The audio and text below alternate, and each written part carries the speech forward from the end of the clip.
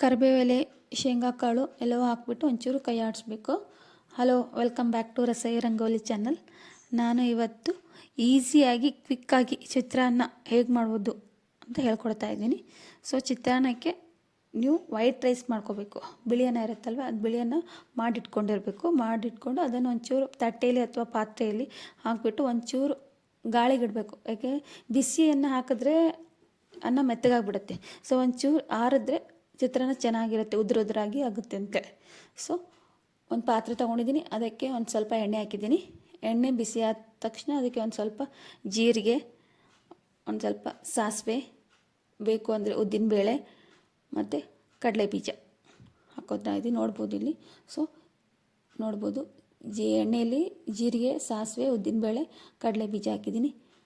So ಎಲ್ಲವೂ ಹಾಕ್ಬಿಟ್ಟು ಚೆನ್ನಾಗಿ ಫ್ರೈ ಮಾಡಬೇಕು. ಒಂಚೂರು ಕಡಲೆ ಬೀಜ ಅದಲ್ವಾ, ಒಂಚೂರು ಇದಾಗಬೇಕು, ಫ್ರೈ ಆದರೆ ಚೆನ್ನಾಗಿರುತ್ತೆ. ಅದಕ್ಕೆ ಒಂದು 5ರಿಂದ 6 ಕರಿಬೇವು ಎಲೆ ಹಾಕ್ತಾಯಿದ್ದೀನಿ. ಸೊ ಎಲ್ಲ ಹಾಕ್ಬಿಟ್ಟು ಒಂಚೂರು ಕೈ ಆಡಿಸ್ಕೋಬೇಕು. ಇದಕ್ಕೆ 5ರಿಂದ 6 ನಿಮಗೆ ಯಾವ ಥರ ಬೇಕೋ ಆ ಥರ ಖಾರ ಬೇಕು ಅಂದರೆ ಜಾಸ್ತಿ ಮೆಣಸಿನ್ಕಾಯಿ ಹಾಕೋರು, ಇಲ್ಲ ಬೇಡ ಅಂದರೆ ಸ್ವಲ್ಪ ಮೆಣಸಿನ್ಕಾಯಿ. ಸೊ 5ರಿಂದ 6 ಮೆಣಸಿನ್ಕಾಯಿನ ಕಟ್ ಮಾಡಿಕೊಂಡು ಹಾಕಿದ್ದೀನಿ. ನೋಡ್ತಾ ಇರ್ಬೋದು. ಎಲ್ಲವೂ ಚೆನ್ನಾಗಿ ಫ್ರೈ ಆಗಬೇಕು. ಫ್ರೈ ಆದಮೇಲೆ ಅದಕ್ಕೆ ಒಂದು ಸ್ವಲ್ಪ ಅರಿಶಿಣದ ಪುಡಿ ಹಾಕಬೇಕು. ಅರಿಶಿಣದ ಪುಡಿ ಮತ್ತು ಉಪ್ಪು. ಅನ್ನಕ್ಕೆ ಹಾಕಿರ್ತೀವಿ, ಇಲ್ಲಿ ಸ್ವಲ್ಪ ಹಾಕಬೇಕು, ತುಂಬ ಹಾಕ್ಬೇಡಿ. ತುಂಬ ಹಾಕಿದ್ರೆ ಉಪ್ಪುಪ್ಪಾಗ್ಬಿಡುತ್ತೆ ಅನ್ನ. ಸೊ ಎಷ್ಟು ಬೇಕು ಅಷ್ಟು ಉಪ್ಪು ಮತ್ತು ಸ್ವಲ್ಪ ಸಕ್ಕರೆ ಹಾಕ್ಬಿಟ್ಟು ಬೇಗ ಕೈ ಆಡಿಸ್ಬೇಕು. ಇಲ್ಲ ಅಂತಂದರೆ ಸಕ್ಕರೆ ಹಾಕ್ಬಿಟ್ಟು ಹಾಗೆ ಬಿಟ್ಬಿಟ್ರೆ ಎಣ್ಣೆಯಲ್ಲಿ ಸೊ ಬಿಸಿಗೆ ಅದು ಗಟ್ಟಿ ಆಗಿಬಿಡುತ್ತೆ. ಸೊ ಸಕ್ಕರೆ ಹಾಕಿದ ತಕ್ಷಣ ಬೇಗ ಕೈ ಆಡಿಸ್ಕೋಬೇಕು. ಈ ಥರ ಕೈ ಆಡಿಸ್ಕೊಂಡ್ರೆ ಸಕ್ಕರೆ ಕರಗೋಗುತ್ತೆ.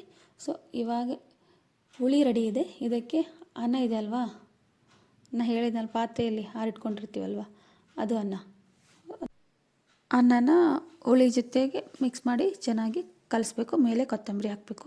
ನಾನು ಹೇಳಿದ್ನಲ್ವ ಅನ್ನನ ಪಾತ್ರೆಯಲ್ಲಿ ಅಥವಾ ಪ್ಲೇಟಲ್ಲಿ ಆರಿಬಿಡಬೇಕು ಅಂತ. ಸೊ ನಾನು ಕೂಡ ಒಂದು ಪ್ಲೇಟಲ್ಲಿ ಆರಿಬಿಟ್ಟಿದ್ದೆ. ಸೊ ಇವಾಗ ಆರಿದ ತಕ್ಷಣ ಆ ಹುಳಿಯಲ್ಲಿ ಹಾಕ್ಬಿಟ್ಟು ಸ್ವಲ್ಪ ಮೇಲೆ ಕೊತ್ತಂಬರಿ ಒಂದು ಸ್ವಲ್ಪ ಹಾಕ್ಬಿಟ್ಟು ಒಂಚೂರು ಚೆನ್ನಾಗಿ ಮಿಕ್ಸ್ ಮಾಡಬೇಕು. ಏನಕ್ಕಂದರೆ ಹುಳಿ ಎಲ್ಲವೂ ರೈಸ್ ಜೊತೆ ಚೆನ್ನಾಗಿ ಕಲಿಬೇಕಲ್ವ. ಇಲ್ಲ ಅಂತಂದರೆ ಕಲೀಲಿಲ್ಲ ಅಂತಂದರೆ ಒಂದು ಕಡೆ ಉಪ್ಪು, ಒಂದು ಕಡೆ ಖಾರ ಚೆನ್ನಾಗಿ ಹತ್ತಲ್ಲ. ಸೊ ಒಂದು 5 ನಿಮಿಷ ಚೆನ್ನಾಗಿ ಫ್ರೈ ಮಾಡಬೇಕು. ನಿಮಗೆ ಬಿಸಿ ಬೇಕು ಅಂತಂದರೆ ಒಂದು ಸ್ವಲ್ಪ ಗ್ಯಾಸ್ ಮೇಲೆ ಇಟ್ಟು ಒಂಚೂರು ಕೈ ಆಡಿಸಿದ್ರೆ ನಡೆಯುತ್ತೆ.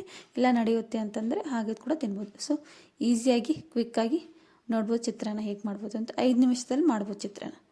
Okay, thank you for watching. Please like, share and subscribe my channel. Thank you.